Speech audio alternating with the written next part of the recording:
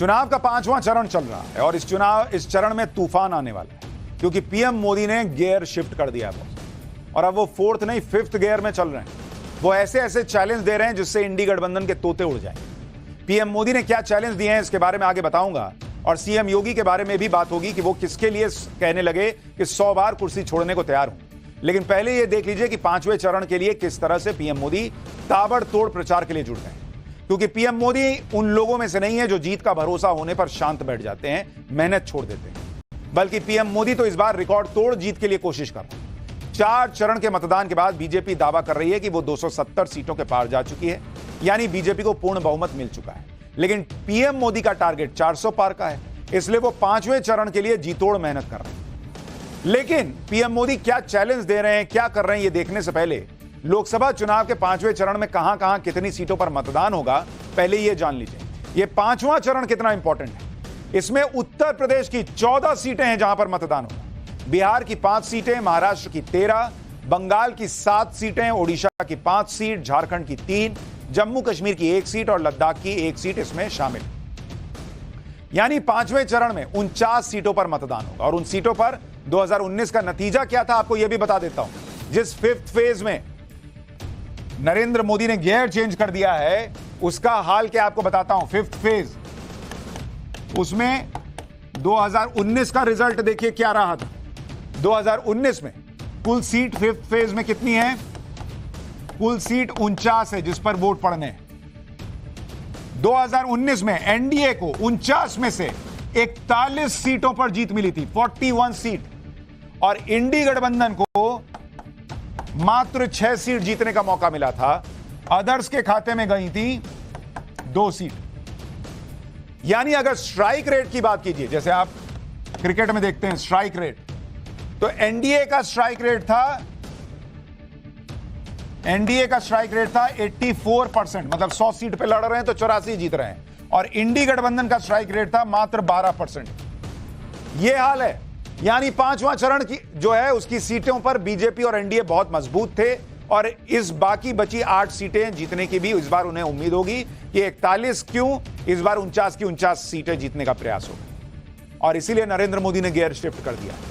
अभी तक के 4 चरणों के चुनाव के बाद बीजेपी दावा कर रही है कि पीएम मोदी 270 सीटों के पार जा चुके हैं, और उस हिसाब से अगर 5वें चरण की सीटों को मिलाकर देखें तो क्या आंकड़ा बनता है।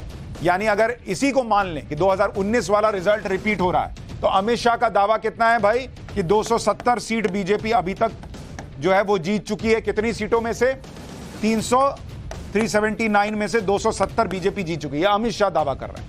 अब अगर इसमें ये 41 सीट 41 सीट को प्लस कर दे कि भाई यही परफॉर्मेंस मान लीजिए 2019 वाला बीजेपी ने रिपीट कर दिया, तो बीजेपी 5 चरण के बाद कहां खड़ी होगी, 311 सीट पर खड़ी होगी। एनडीए 311 सीट पर खड़ा होगा अगर अमित शाह का दावा सही है, और अगर 2019 का परफॉर्मेंस 5th फेज में रिपीट हो गया। ऐसे में 400 सीट के लिए बीजेपी को और कितने सीटों की जरूरत पड़ेगी, बची हुई 114 सीट में से 89 सीट, 2 चरण जो बचेंगे उसमें जीतनी होगी, 114 में से 89।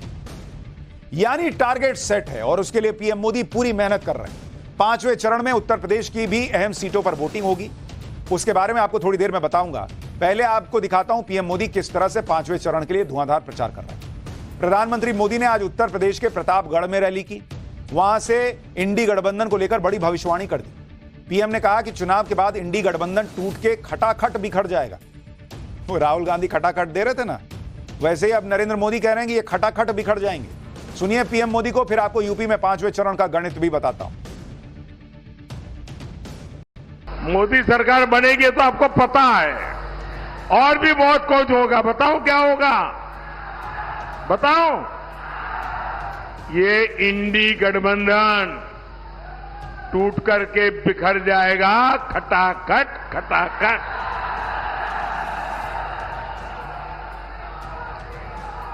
पराजय के बाद बलि के बकरे को खोजा जाएगा, खटाखट खटाखट।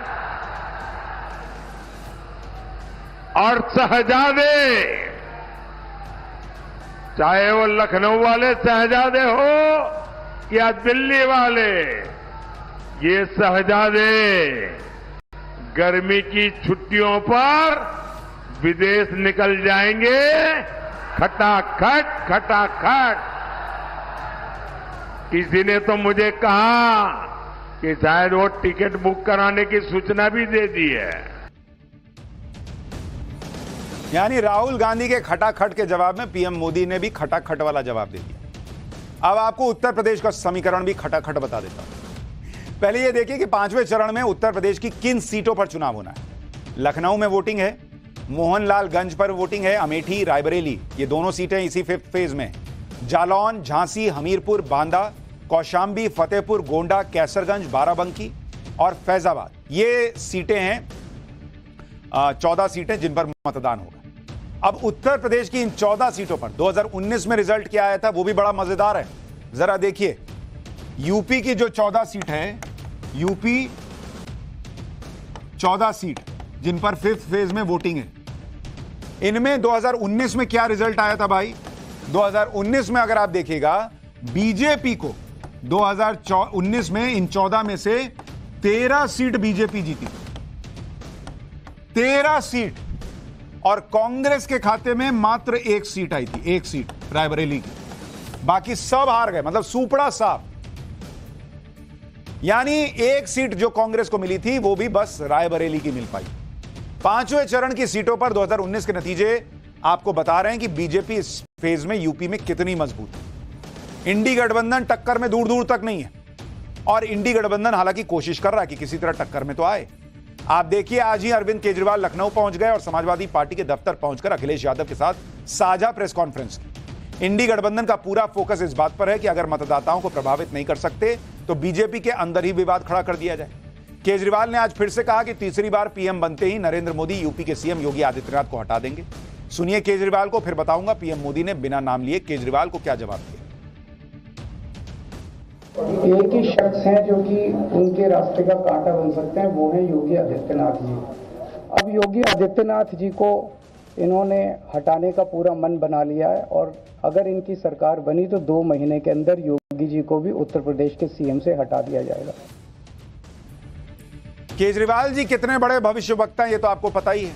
अपनी गिरफ्तारी, सिसोदिया जी की गिरफ्तारी, कब कहां क्या होने वाला, ये सब भविष्यवाणियां, गलत भविष्यवाणियां वो कई बार कर चुके हैं। अब सवाल यह है कि क्या इस बयान के जरिए अरविंद केजरीवाल योगी आदित्यनाथ का समर्थन कर रहे हैं? क्या केजरीवाल चाहते हैं कि योगी आदित्यनाथ यूपी के सीएम बने रहें? अगर ऐसा है तो फिर अखिलेश यादव का क्या होगा, जो केजरीवाल के बगल में ही बैठकर सब सुन रहे हैं? खैर, आज ही पीएम मोदी ने योगी आदित्यनाथ को लेकर ऐसा कुछ कह दिया जिससे केजरीवाल और उन सारे नेताओं को जवाब मिल गया होगा कि मोदी और योगी की जोड़ी कितनी सॉलिड है। सुनिए पीएम मोदी को, जो भर भर कर योगी आदित्यनाथ की तारीफ कर रहे हैं। फिर बताता हूं कि योगी आदित्यनाथ ने कैसे केजरीवाल के सारे कंफ्यूजन को दूर कर दिया। योगी जी ने यहां दंगाइयों की, माफियाओं की, अपहरण फिरौती गैंग की, मेरा जो स्वच्छता अभियान है ना, योगी जी ने उत्तर प्रदेश में बराबर चलाया है। सपा सरकार में 1 डिस्ट्रिक्ट 1 माफिया,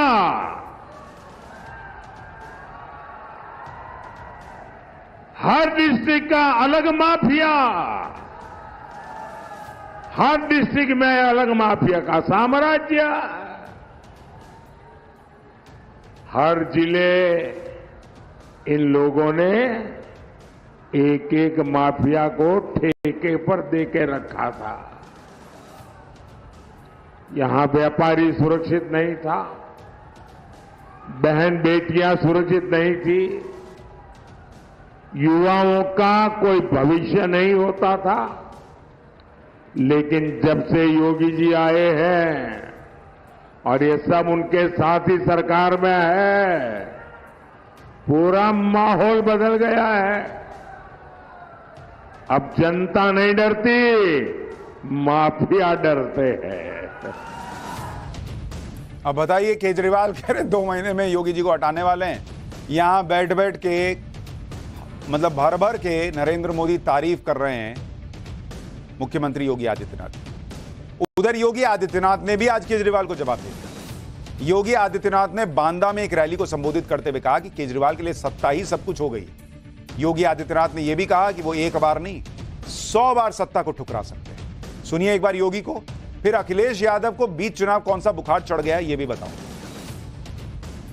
आम आदमी पार्टी के अध्यक्ष अरविंद केजरीवाल जी इस समय अभी अभी जेल से छूटे हैं, तो जेल का साइड इफेक्ट उनको हो रहा है। साइड इफेक्ट इस रूप में, उनको यह लगता है सत्ता ही उनके लिए सब कुछ हो गई है। उनको यह लगता है कि सत्ता अब उनकी गई तब गई, अब अपनी सत्ता के साथ मुझे जोड़ते हैं। अरे भाई अरविंद जी, मैं तो एक योगी हूं। मेरे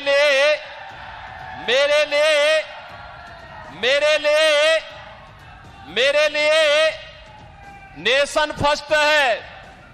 देश के लिए, सनातन हिंदू धर्म के लिए एक बार नहीं 100 बार, एक जन्म नहीं 100 जन्म में हम सत्ता को ठुकरा सकते हैं, लेकिन देश और सनातन धर्म के लिए अपना सर्वस्व न्यौछावर करेंगे। यानी पीएम मोदी, सीएम योगी दोनों ने केजरीवाल को जवाब दे दिया कि जो आदमी जेल में रहते हुए मुख्यमंत्री की कुर्सी ना छोड़ पा रहा हो, वो ये समझ ले कि योगी आदित्यनाथ जो हैं वो 100 बार 100 जन्म देश के लिए और सनातन के लिए सत्ता का त्याग कर सकते हैं। ये योगी आदित्यनाथ ने केजरीवाल को जवाब दिया। केजरीवाल की तरह अखिलेश यादव भी जो मन में आए वो बोल रहे हैं आजकल। जैसे बीजेपी पर हमला करने के लिए अखिलेश यादव पैरासीटामोल दवा ले आए। अखिलेश यादव ने कहा कि पहले 500 mg की पैरासीटामोल की गोली से बुखार उतर जाता था, लेकिन अब 650 mg की गोली खाने के बाद भी बुखार नहीं उतर रहा, बीजेपी वालों की वजह से। सुनिए अखिलेश यादव का ये लॉजिक सुनिए, माथा थोड़ा धीरे से फोड़िएगा अपना।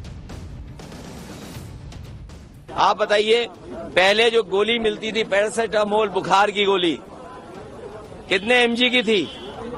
500 mg की थी, उसमें बुखार ठीक होता था। आज बताओ, mg की गोली खाने के बाद भी बुखार नहीं ठीक हो रहा। बताओ बीजेपी ने घोटाला किया नहीं किया?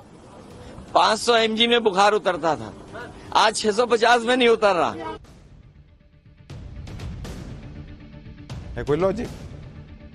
पैरासीटामोल की 500 mg की गोली से बुखार उतरता था, अब 650 mg की गोली से नहीं उतर रहा। बीजेपी का घोटाला है। अगर ये सुन के सिर में दर्द हो रहा है तो आप तय कीजिए कि 500 mg के पैरासीटामोल की गोली खाइएगा या 650। बुखार की गोली का तो पता नहीं, लेकिन यूपी से पीएम मोदी की ऐसी ऐसी तस्वीरें आ रही हैं जिससे अखिलेश यादव को बुखार जरूर हो सकता है। प्रधानमंत्री मोदी और सीएम योगी की जोड़ी यूपी में कितनी सुपर हिट है, इसकी झलक पीएम मोदी की जौनपुर की चुनावी रैली में दिखाई दी। जौनपुर की रैली में 2 छोटे छोटे बच्चे पीएम मोदी और सीएम योगी के गेटअप में पहुंच गए।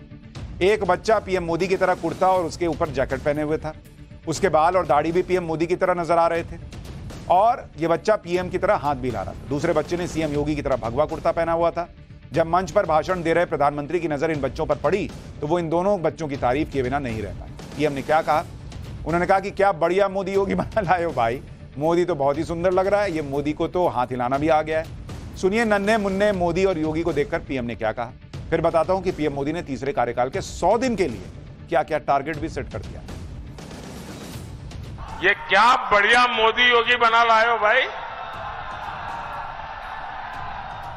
और ये मोदी तो इतना सुंदर लग रहा है, क्या बढ़िया मेकअप किया है भाई, और हाथ भी बढ़िया, वाह, दोनों मोदी योगी बन के आ गए।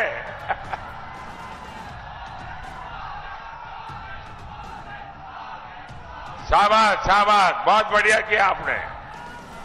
देखिए सब अखबार वालों की नजर मेरे से हट गई, आप पर आ गई। बढ़िया है, वाह, ये मोदी को तो हाथ हिलाना भी आ गया है। पब्लिक के इसी सेंटिमेंट और भरोसे के दम पर पीएम मोदी तीसरे टर्म का प्लान भी तैयार कर रहे हैं। तीसरे टर्म में पीएम मोदी क्या बड़ा करने वाले हैं उसका रोड मैप भी आपको बताता हूं। तीसरे कार्यकाल के पहले 100 दिन के लिए पीएम मोदी ने 50 से 70 टारगेट तय किए कहा जा रहा है। इन टारगेट्स को 3 कैटेगरी ABC में बांट दिया है। ए कैटेगरी में वो लक्ष्य रखे हैं जो बहुत जरूरी हैं और टॉप प्रायोरिटी पर होंगे। तीसरी बार शपथ लेने के साथ ही ये सारे काम शुरू हो जाएंगे। कैटेगरी बी वाले काम वो हैं जो सरकार बनने के कुछ दिन बाद शुरू होंगे। इन कामों का ऐलान केंद्रीय मंत्री और राज्य मंत्री करेंगे। कैटेगरी सी वाले काम लॉन्ग टर्म के हैं जो अगले 2-3 साल में होंगे, लेकिन इन सारे कामों पर एक्शन 100 दिन के अंदर शुरू हो जाएगा। ये सारे टारगेट पूरा करने के लिए पीएम मोदी ने टीम भी बना दी है, कहा जा रहा है। फरवरी 2024 में हर सेक्टर के लिए 10 ग्रुप्स ऑफ सेक्रेटरीज बनाए गए हैं। नई सरकार के पहले 100 दिनों में 10 नए शहरों पर बड़ा फोकस भी होगा। इन 10 नए शहरों में मैन्युफैक्चरिंग और सर्विस सेक्टर के लिए बड़ा काम होगा। इस पूरे प्रोजेक्ट के लिए 10,000 करोड़ रुपए खर्च किए जाएंगे, यानी हर शहर पर 1,000 करोड़ रुपए खर्च करने का प्लान है। यानी नरेंद्र मोदी फुल कॉन्फिडेंट हैं कि वो आ रहे हैं, लेकिन ये कॉन्फिडेंस सिर्फ उनमें नहीं है, चीन और पाकिस्तान भी कॉन्फिडेंट हैं।